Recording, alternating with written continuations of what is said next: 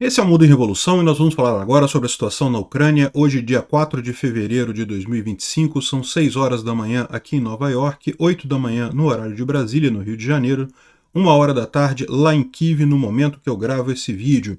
E tivemos mais ataques russos com drones contra a Ucrânia, sem grandes alterações aqui, sem nenhuma mudança também na linha de frente. Os principais pontos de discussão de ontem para hoje foram questões diplomáticas, né? O Robert Kennedy Jr. aproveitou o escândalo da USAID, né, que é aquela agência americana de ajuda internacional, para dizer que foi eles que financiaram a Revolução Maidan e que tiraram o presidente democraticamente eleito Yanukovych. Vocês acreditam nisso? Ele colocando dessa forma, putz grila, eu vou te falar um negócio. É um absurdo que a propaganda russa não faz. Espero que ele esteja recebendo muita grana para falar esse tipo de besteira, né? Mas que teria sido isso e que fizeram todo esse negócio para instalar laboratórios biológicos na Ucrânia. Caramba, bicho, eu vou te falar uma coisa. Isso é justamente sintoma do desespero dos russos. Eles estão vendo que a situação está ficando preta para eles, aí vão para o lado da propaganda, é a saída que eles têm para tentar reverter esse negócio. Mas a gente teve uma boa notícia também, que foi o fato de que o Trump falou que vai usar os metais raros da Ucrânia em troca da ajuda para a Ucrânia nessa guerra. Isso é a dica que ele está dando, que ele vai manter a ajuda à Ucrânia, né? É lógico, para receber esses metais raros, terras raras da Ucrânia, ele vai ter que ajudar a Ucrânia a recuperar a parte do Donbás, a parte da Ucrânia aqui, né? Não que só tenha metais raros nessa região, a região mais rica da Ucrânia é a região de Poltava aqui, mas é importante ter isso, é a desculpa que o Trump vai dar para continuar ajudando a Ucrânia, e isso é uma excelente notícia no final das contas. Bom, vamos falar sobre esses e outros assuntos em detalhes. Essas notícias foram sugeridas por Rodrigo Barbudo SP, Entrei na Fila para Ser Burro 2 vezes e várias outras pessoas. Obrigado aí ao pessoal que sugeriu notícias lá no nosso site, no wrevolving.com, e obrigado a você que está assistindo o nosso vídeo. Se você gosta do nosso conteúdo, por favor, deixe o seu like e se inscreva aqui no canal, né? Pois bem, teve um ataque ontem com 65 drones Shahid contra a Ucrânia. A Rússia lançou 65 drones e de ontem para hoje foram todos eles derrubados. 37 derrubados pela defesa antiaérea e 28 por guerra eletrônica, ou seja, 100% eliminados nesse ataque de ontem para hoje, né? Boa notícia. A Rússia também fez um ataque na cidade de Izium, né? Izium foi uma cidade que esteve durante muito tempo controlada pelos russos aqui em Kharkiv, nessa região aqui. Izium fica por aqui. Essa cidade esteve controlada pelos russos durante muito tempo. Toda essa área aqui chegou a ser tomada pelos russos, né? Os ucranianos liberaram toda essa área na contraofensiva de Kharkiv, mas agora os russos fizeram um ataque covarde aqui contra a cidade. A cidade está totalmente destruída. Quando está começando a ser reconstruída, os russos atacaram, agora mataram 4 pessoas e 17 foram feridos, civis, lá em Izium. Muito triste isso. Bom, os russos também estão morrendo em grande número por aí, né? A diferença é essa, os russos tentam atacar os civis ucranianos porque sabem justamente que não conseguem avançar militarmente, né? Aqui, por exemplo, mostra uns russos comemorando que um drone ucraniano chegou na porta da trincheira deles e não explodiu. Até o momento que ele explodiu, né? É o ponto em que o vídeo interrompe, explodiu e acabou com os russos todos aqui na fronteira, né? Isso daqui é uma imagem enorme que está circulando agora na região de Luhansk, região temporariamente ocupada pelos russos, em que os russos estão fazendo um enorme cemitério, aqui, aqui, ó, tratores cavando covas aqui para enterrar os russos aqui, né? A quantidade grande de russos mortos nessa guerra, justamente essa é a estratégia ucraniana. A gente vai ver depois que o Instituto para o Estudo da Guerra traz justamente essa informação que em janeiro, embora os russos tenham conseguido avançar muito pouco, praticamente nada comparado com os meses anteriores, o número de mortos foi ainda maior que nos meses anteriores, ou seja, os russos continuam perdendo enormes quantidades de pessoal, de equipamento, sem conseguir avançar, né? Daí o desespero dos russos com essa história toda. Bom, o comando ucraniano fala que não tem reporte de tropas norte-coreanas se elas vão retornar ao ataque ou não ali em Kursk. Por hora, elas não estão participando de ataques já há várias semanas, diz o Andriy Kovalenko, né? E também a gente tem informação aqui do pessoal passando através de bloggers ucranianos de que não tem visto soldados norte-coreanos nos ataques. Agora, eles deixam claro aqui que a Ucrânia está na defesa ali em Kursk, ou seja, pode ser que os norte-coreanos estejam sendo usados em outras tarefas ali na linha de frente. Eles não estão fazendo ataques, não estão atacando os ucranianos, portanto os ucranianos não têm visto esse tipo de coisa. Mas podem estar fazendo talvez tá na logística ou em alguma coisa de apoio, enfim.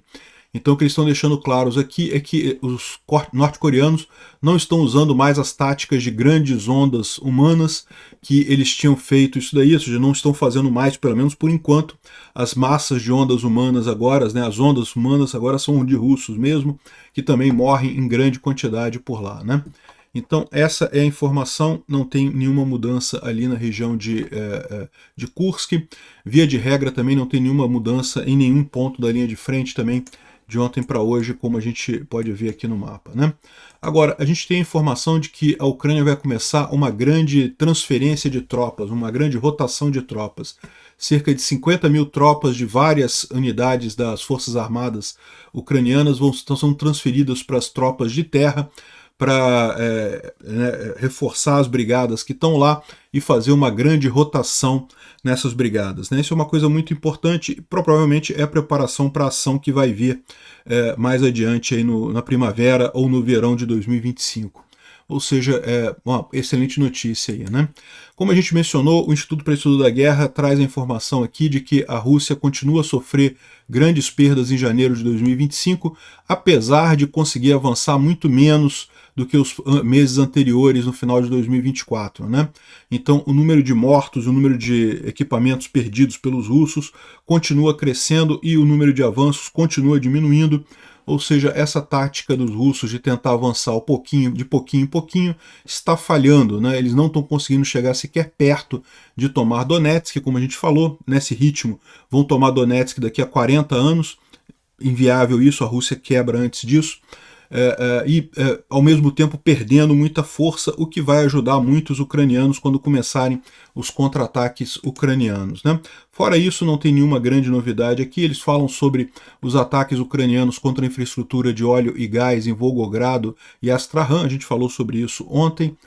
Bom, ontem a gente falou sobre a morte do Sarkisian, né, esse cara aqui, né, mas faltou algum contexto sobre quem é esse sujeito que foi morto ontem lá em Moscou com um dispositivo explosivo plantado numa cadeira, né? Bom, o que ele está dizendo aqui, ele nasceu em Orlivka, na Ucrânia. Ele é ucraniano, tá? Ele era um criminoso ucraniano ligado a Moscou, tanto que ele organizou um grupo de criminosos que lutaram contra os manifestantes da Praça Maidan. Então ele tinha apoio da Rússia, certamente, né? Criminoso como todo russo, foi lá e fez esse bando para atacar os manifestantes da Praça Maidan, né? O Sarkisian também já está na lista de procurados internacionais desde 2014 e é considerado próximo ao antigo presidente ucraniano, o Yanukovych. O Yanukovych, vocês sabem, ele ganhou a eleição em 2010 de forma fraudulenta, né? Eu fiz um vídeo explicando todo esse processo das eleições ucranianas. No início dos anos 2000 teve a Revolução Laranja, né, que botou o Yushchenko no poder, e o Yanukovych já tinha fraudado aquela eleição, aí depois ele fraudou outra eleição em 2010, mas em 2010 ele conseguiu tomar o poder.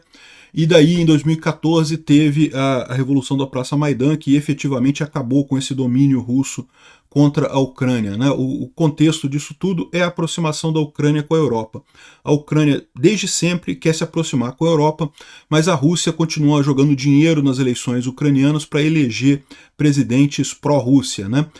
Foi 2004, foi a primeira eleição que foi abertamente fraudada, e aí gerou a Revolução Laranja, e aí o pessoal conseguiu reverter. A Suprema Corte ucraniana tirou o candidato pró-Rússia do poder, que era o próprio Yanukovych. Em 2010, ele ganhou a eleição novamente, e daí teve a Revolução da Praça Maidan em 2014, justamente porque ele anulou todo o processo de entrada da Ucrânia na União Europeia que vinha sendo combinado pelo parlamento e pelo presidente anterior, né? Enfim, e a eleição foi fraudada também, claramente foi fraudada. Eu mostro os eventos dessa situação da Praça Maidan num vídeo meu lá no Diários da Quarentena, que eu gravei lá na própria Praça Maidan, lá em Kyiv. Eu vou deixar o link na descrição desse vídeo, quem quiser mais detalhes de como é que aconteceu isso lá, né? Pois bem, esse cara era, portanto, um criminoso ligado ao Yanukovych, e o Yanukovych fugiu para a Rússia, né? Quando teve a Revolução da Praça Maidan, ele fugiu para a Rússia, porque ele ia sofrer impeachment pelo Congresso, o Congresso já estava votando o impeachment dele, ele fugiu para a Rússia, e daí esse criminoso também fugiu para lá, né? Ele teria matado jornalistas, teria matado um monte de gente, e ainda ajudava a Rússia no esforço de guerra da Rússia contra a Ucrânia. Um absurdo isso, e finalmente ele foi eliminado ontem, né? Agora, dizem que pode ter sido pelo Kadyrov. Como eu falei, acho pouco provável ter sido os ucranianos a eliminarem esse cara. Não que não tenham interesse em eliminar, não que não pudessem fazer isso, mas é um cara que está muito dentro da estrutura de poder lá na Rússia, e vamos combinar, ninguém se importa com esse cara mais, né? Parece que o Kadyrov teria uma briga com ele, e, bom, isso vai ser investigado lá pelos russos, vamos ver o que vai chegar à conclusão aqui, né? Bom, a Ucrânia teria proposto a continuidade do trânsito de gás russo pela Ucrânia em troca do retorno da usina nuclear de Zaporizhia e o fim dos ataques à infraestrutura de energia ucraniana. A Rússia recusou isso, né? Então, para você ter uma ideia, para você saber que realmente não é problema, a Ucrânia não tem problema nenhum em passar o gás russo para atender a Eslováquia e a Hungria. A questão é que precisa de reciprocidade, né? E a Rússia, é lógico, não vai topar esse tipo de coisa, viu, Fico? O seu dono, o Putin, não tá nem aí para você no final das contas, né? E o Fico, por um acaso, está reclamando aqui de que seria a Ucrânia que está fazendo os protestos para derrubar o governo e coisa e tal. É o que eu falo sempre para vocês, tomem cuidado com essa história. Todo ditador adora dizer que não, que essa manifestação aqui no meu país está sendo bancada por interesses estrangeiros, por pessoas que estão querendo interferir no Brasil e não sei o que lá. Anota isso, tá? Porque a gente vai fazer os protestos para tirar o Lula em março, já está marcado 16 de março, vai ser as manifestações para impeachment do Lula. Vão falar a mesma coisa que o Fico está falando aqui, ó. Não, porque foi interferência, que a Ucrânia que fez instruções, que 160 pessoas receberam instruções para organizar protestos e tomar prédios do governo. Não, meu amigo, é só a população que não gosta de você mesmo, tá? É importante ter isso em mente, porque também tem esse outro assunto aqui que eu acho extremamente relevante. O Robert Kennedy Jr., que é um idiota, disse que a USAID foi, na verdade, uma front da CIA, que estaria dando dinheiro, 5 bilhões de dólares em 2014 para iniciar a rebelião na Ucrânia, os rebeliões da Ucrânia. Olha como é que o cara fala. É um absurdo isso, não foi rebelião, foi uma revolução feita pelos ucranianos, um protesto muito forte contra a eleição fraudada do Yanukovych e, mais do que isso, contra o fato de que ele desfez todo o trabalho que vinha sendo feito nos anos anteriores para a entrada da Ucrânia na União Europeia, né? Então, ele está dizendo aqui que não, que foi a CIA, através da USAID, que fez 5 bilhões. E eu estou vendo brasileiro falar a mesma coisa. Anota o que eu estou te dizendo. Quando tiver os protestos brasileiros contra o Lula, o pessoal vai falar a mesma coisa, que a CIA são os Estados Unidos ajudando para tirar o governo Lula e não sei o que lá. O PT vai falar a mesma coisa. É isso que fala todo ditador. Não, porque esses protestos populares são organizados pela CIA, pelos Estados Unidos, por não sei o que lá, o que não tem lógica nenhuma, tá? E, de acordo com ele, as manifestações apoiadas pela CIA geraram um golpe de Estado. Olha só, isso aqui é propaganda russa cuspida e escarrada. É só quem não conhece a história ucraniana que não sabe. E eu não conheço tanto assim, não, conheço um pouco. Só quem não conhece nada de história ucraniana vai achar isso daqui. A Ucrânia já vinha há muito tempo tentando se distanciar da Rússia e se aproximar da Europa, e a população sempre demonstrou isso em todas as eleições. Essa não foi a primeira eleição que teve esse problema. E a questão toda é essa. A questão foi que o Yanukovych, ele assumiu o poder, já tinha todo o processo de entrada da Ucrânia na União Europeia, ele jogou tudo fora para assinar um contrato com a Rússia. Ou seja, é uma marionete russa, todo mundo sabia que ele era uma marionete russa desde o início, né? E aí ele está dizendo que uma chamada entre a Victoria Nuland, o embaixador da Rússia na Ucrânia, o embaixador dos Estados Unidos na Ucrânia, expôs que ela já tinha escolhido o novo gabinete do coisa. Não, isso é lorota esse negócio. Pegaram uma conversa dela sem nenhum contexto disso daí e disseram que elas estavam escolhendo quem eram os novos escolhidos do governo ucraniano. Não tem nada disso, foi a eleição que teve para a escolha tanto do Petroshenko.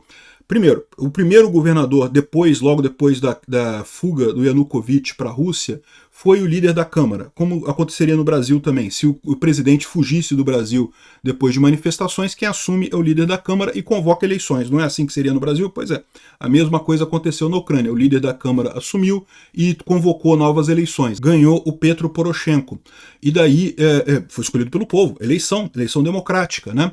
E depois dele, em 2017, 2019 foi eleito o Zelensky, que não tem nada a ver com essa revolução, nada a ver com nada, né? Repara como é que eles estão copiando aqui exatamente o ponto de conversa russo de que não, porque a Revolução Maidan foi um golpe de Estado patrocinado pelos Estados Unidos. A Cuba, quando teve as manifestações contra o governo ditatorial cubano, também disseram que foi os Estados Unidos que estava patrocinando. Não, gente, ninguém precisa patrocinar pessoas buscando liberdade. As pessoas querem liberdade naturalmente. Todo mundo quer liberdade. O pessoal de Cuba quer se virar contra o governo ditatorial cubano. O pessoal brasileiro que vai fazer a manifestação contra o Lula quer se livrar dessa ditadura do STF que prende pessoas absurdamente, que fecha canais, que cala as pessoas, que censura todo mundo, que bota 17 anos de cadeia pra gente que foi lá e escreveu com batom, estátua, um absurdo completo, uma ditadura sem fim, sem motivo, sem razão nenhuma. Vão dizer que vai ser a CIA, vão dizer que os Estados Unidos que está interferindo nisso, tomem cuidado. Da mesma forma esse idiota está falando isso lá da Ucrânia, não foi nada disso, foi o povo ucraniano buscando liberdade. Ninguém precisa ser comprado para buscar liberdade, porque todo o povo quer liberdade naturalmente, né? Aqui, ó, ainda veio com papo de que era porque tinha que fazer laboratórios biológicos na Ucrânia. Caraca, bicho, esse pessoal, bicho. Olha, de fato, identificaram que a USAID patrocinou a pesquisa de ganho de função no laboratório de Wuhan. Isso é verdade. Tem sim laboratórios biológicos, pesquisas de ganho de função lá. Mas tem pesquisas de ganho de função nos Estados Unidos também. Ah, mas na China vazou. Na China vazou. Foi um problema realmente, né? A gente viveu aqui a pandemia, todo mundo. O pessoal aqui no Brasil adora culpar Bolsonaro pela pandemia, mas o culpado foi os chineses lá que vazaram o negócio, né? E laboratório biológico tem no mundo inteiro, é a coisa mais normal do mundo, não tem nada a ver essa história. Eles estão repetindo papos de propaganda russa direta. Cara, não tem como ser um cara ser tão otário a ponto de acreditar nessa lorota. Esses caras aí estão sendo pagos pela Rússia. Não tem outra alternativa. O Robert Kennedy Jr. e o Tucker Carlson estão sendo pagos. Não tem outra alternativa. Ninguém é tão idiota a ponto de acreditar nisso daí, né? Bom, uma boa notícia é que o Piers Morgan, depois de ter entrevistado o Tucker Carlson falou um monte de merda no programa dele, ele vai entrevistar o Zelensky também, né? A gente falou já sobre as merdas que o Tucker Carlson falou, não, que o Zelensky é um ditador, que não sei o que lá e coisa e tal. Enfim, mas o bom é que o Piers Morgan vai aceitar o Zelensky, vai conversar com ele, eu acho que é uma boa oportunidade para esclarecer esses pontos, né? Bom, o Zelensky diz que nós estamos próximos da paz. A Ucrânia vai negociar com a Rússia depois da coordenação do Trump. A Ucrânia na OTAN é a melhor segurança para o futuro e a ajuda dos Estados Unidos não vai parar, né? Ele disse que a ajuda dos Estados Unidos não vai parar, que a Europa quer que Trump continue e eu concordei com os termos da negociação com o Putin. Ou seja, ele concordou em negociar com o Putin, né, com o patrocínio do Trump. A Europa vai ter uma voz também, afinal, todo esse movimento para conversar com a Rússia. E a OTAN é uma manifestação da força americana na região, não é da Rússia. E não é a Rússia que vai decidir quem deve entrar na OTAN, mas os Estados Unidos. Isso seria uma grande vitória para o Trump. Excelente notícia. E com isso também a gente tem a informação aqui de que o Trump quer os minerais da Ucrânia em troca da assistência contínua dos Estados Unidos. Eu acho isso aqui uma coisa muito positiva, eu vou explicar para vocês por quê. Essa coisa toda da USAID mostra um problema central, né, que eu vejo dessa forma como um problema, muitos americanos veem dessa forma também como um problema, que é o fato de que o governo americano gasta dinheiro demais com coisa demais. Isso eu concordo, é verdade. O que eu acho é que com a Ucrânia é uma coisa essencial, não é um gasto desnecessário, não é uma besteira, não é um negócio dispensável. Mas que há gasto demais no governo americano, há. E o Trump se elegeu com essa promessa de cortar gastos desnecessários.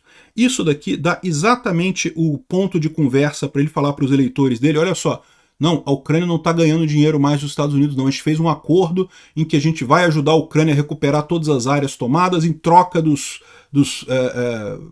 minerais que tem lá na Ucrânia, né? as terras raras, eu não sei o que lá. O que não tem problema nenhum, a Ucrânia teria todo o interesse em explorar esses materiais, eu tenho certeza que eles conseguem chegar num acordo lá, os Estados Unidos explorando esses materiais na Ucrânia vai pagar imposto para o governo ucraniano, vai empregar pessoas na Ucrânia, vai gerar a economia ucraniana, então é uma coisa positiva de qualquer forma. Como eu já falei para vocês em outros vídeos também, essa confusão que muita gente faz entre riqueza e tesouro é um absurdo, esse negócio de coisa no solo, isso não vale nada no final das contas, não enriquece a sociedade. Isso daqui sim, a paz enriquece a sociedade, a paz garante mais comércio, pessoas comprando e vendendo, e isso sim enriquece uma sociedade, né? Então esse talking point do Trump aqui, esse argumento do Trump de dizer que vai usar os minerais da Ucrânia em troca da assistência contínua é ótimo, é isso que ele vai dizer, e é importante colocar essa satisfação para o povo americano e com isso continuar a ajuda militar para a Ucrânia. E aquilo que eu falei para vocês, a Rússia contava com o Trump parando totalmente a ajuda. Não parou até aqui e não vai parar. Então a Rússia já perdeu essa história também, não tem outra alternativa para eles, né? Já está aqui os russos chorando aqui na televisão, dizendo que não, porque os Estados Unidos estão com medo da Rússia, porque é o único país do mundo que pode tornar os Estados Unidos num deserto contaminado e coisa e tal. Pois é, tenta aí, meu amigo, vamos ver quem é que se torna um deserto contaminado primeiro. Bom, parece que está havendo um grande problema de aumento nas falhas de navegação nos aviões russos, né? Os aviões russos, devido às sanções e devido ao fato de terem sido roubados do Ocidente, né? Todas as empresas aéreas no mundo funcionam com leasing, então os aviões não são das empresas aéreas. Os aviões russos eram de empresas ocidentais, eles deram calote, né? Roubaram os aviões do Ocidente que trabalham na Rússia, só que agora esses aviões não têm manutenção, né? É o que eu falo sempre para vocês, é uma burrice esse negócio em última análise de nacionalizar a frota, nacionalizar a refinaria, nacionalizar não sei o que lá, porque você se ferra. Essas coisas precisam de manutenção, essas coisas precisam de investimento contínuo, brigar não resolve problema nenhum. E daí, agora parece que está tendo uma epidemia de problemas de navegação lá na Rússia, o pessoal está emitindo boletins avisando do problema, de tomar cuidado com interferência de sistemas de navegação. Principalmente por quê? Porque os ucranianos têm feito ataques muito certeiros na Rússia.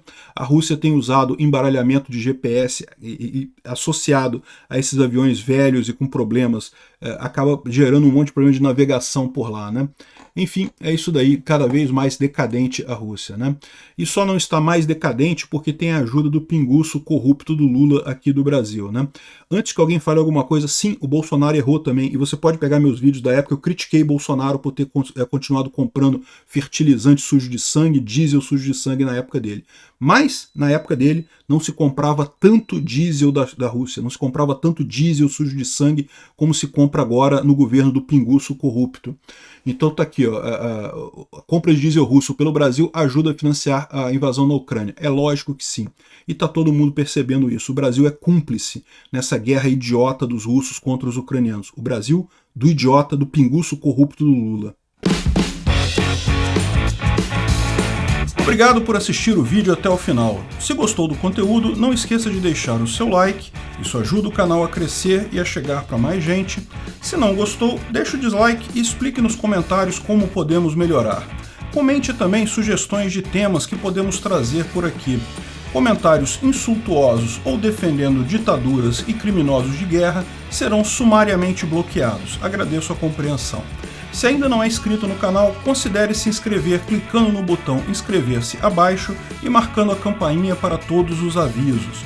Se quiser ajudar o canal, veja no nosso site como você pode fazer isso.